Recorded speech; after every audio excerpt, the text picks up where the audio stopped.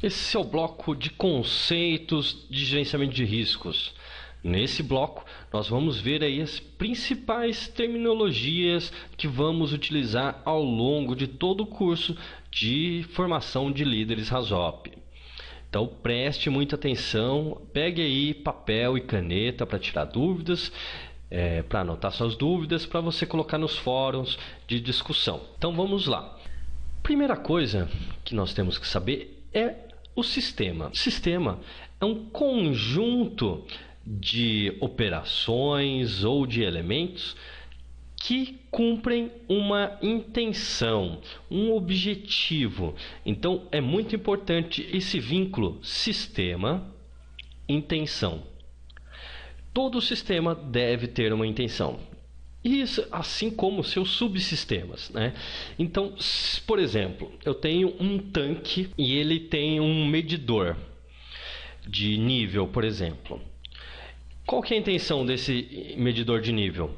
Medir o nível, correto? Agora, e se for volume, se for um tanque de gás? Se ele não for liquefeito, não cumpre a intenção esse medidor, né?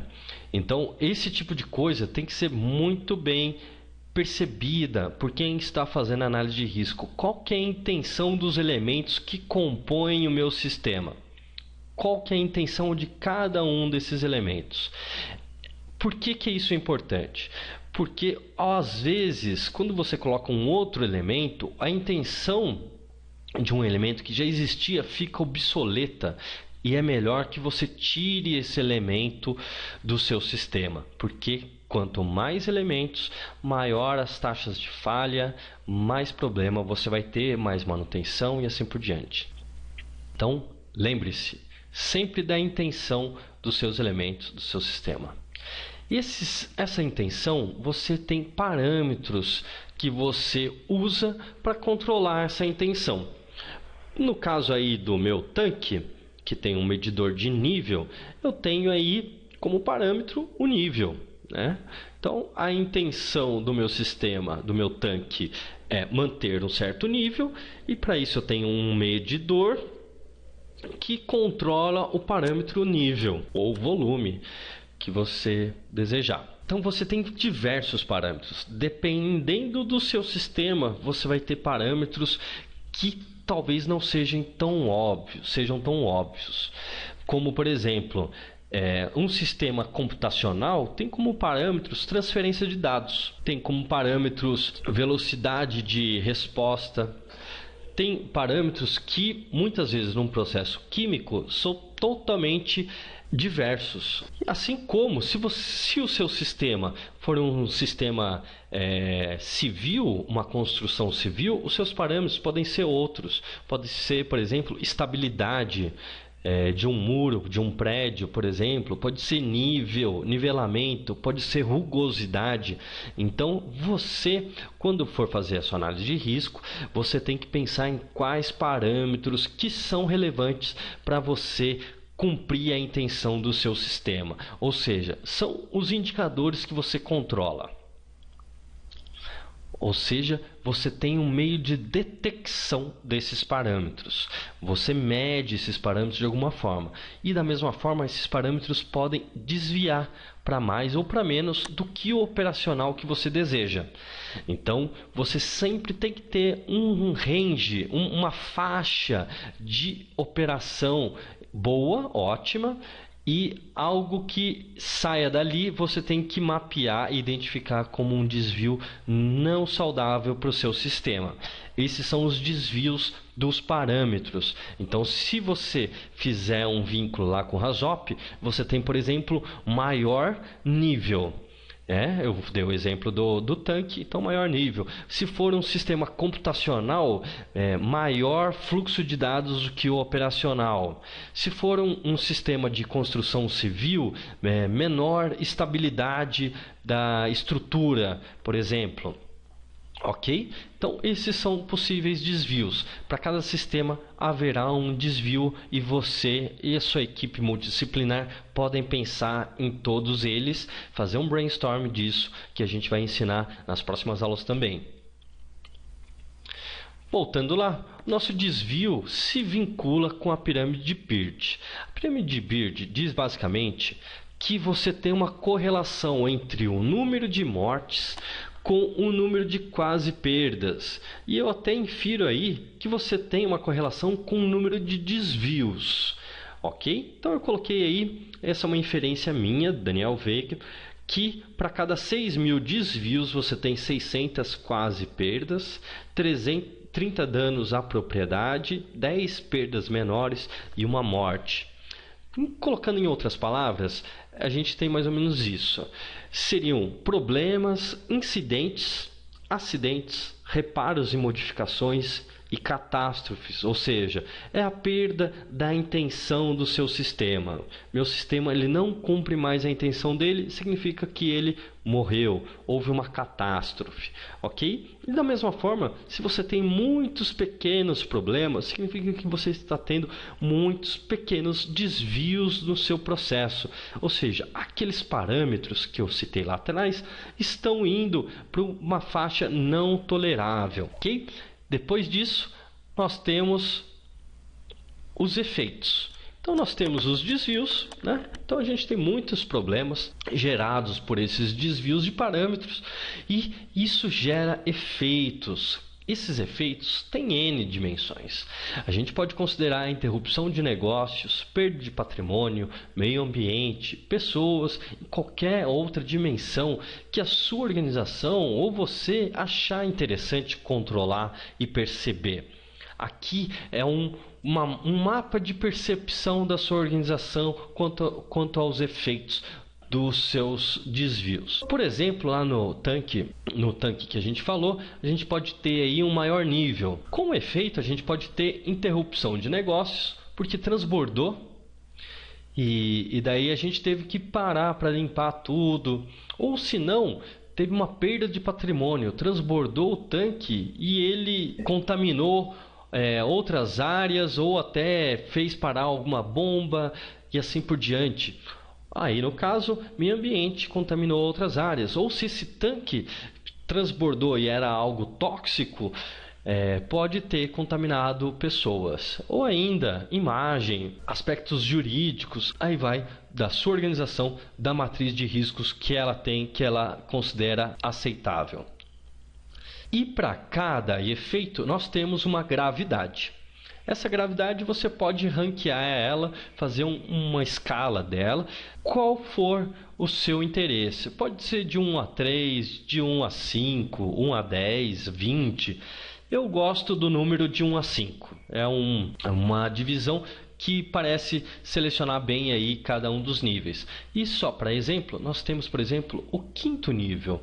É o pior caso, é a catástrofe. É quando o seu sistema perde a intenção dele existir. É a crise. Então, se você estiver fazendo agora a sua matriz de riscos, considere isso. Considere o nível 5 como o pior caso do seu sistema e você vai fazendo o seu drill down, descer a sua escala para os outros níveis.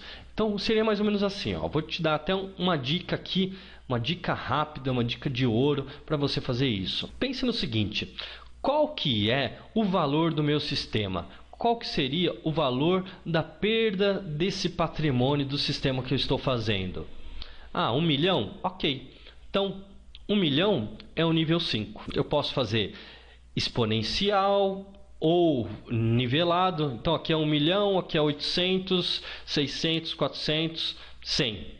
Ok, ou eu posso fazer 50, 200, 400, 800, 1 milhão. Aí vai do que for coerente para sua organização. Mas fica a dica aí que o pior nível é a catástrofe do seu sistema, é a perda total do seu sistema. Ok? Então, com isso, nós temos as causas. As causas, nós temos aí um diagrama de espinha de peixe, ou Ishikawa, ou 6M, que nós temos aí 6 dimensões de uma causa. Aqui, como eu falei, os outros nomes desse diagrama. Então nós temos meio ambiente. O que pode gerar um desvio que é decorrente do meio ambiente? É essa pergunta que você tem que fazer. O que causa um desvio que é decorrente de um material, de uma matéria-prima que eu estou usando? O que causa o desvio que é decorrente da mão de obra, seja treinamento? O que causa o desvio que é decorrente de uma medida? E o que causa o desvio que é decorrente do maquinário?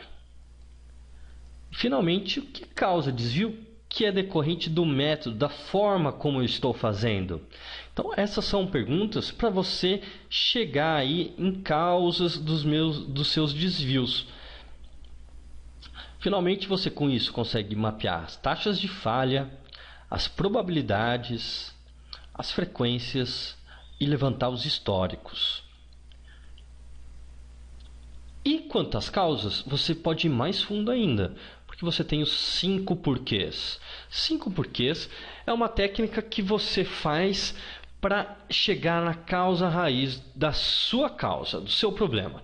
Então você coloca lá, por exemplo, maior nível do tanque. Por quê? Porque falhou o medidor. Por quê? Porque não foi calibrado.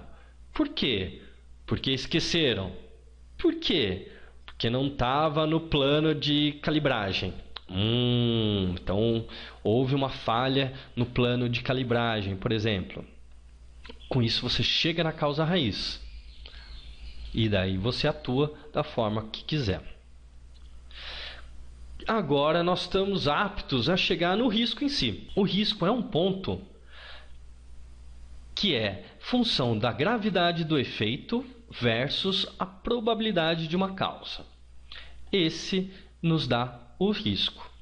Então, um risco aqui, por exemplo, seria 4 vezes 5. Seria um risco 20. Ele é sempre um ponto, que é gerado por um evento perigoso, que por sua vez é decorrente de um perigo, que é gerado por um agente perigoso. Então, um agente perigoso pode ser um elemento químico, geralmente é um elemento químico que possui uma certa periculosidade, né? Então, a gente vai ver mais à frente no curso que tem aí os níveis de tolerância, dose letal e assim por diante.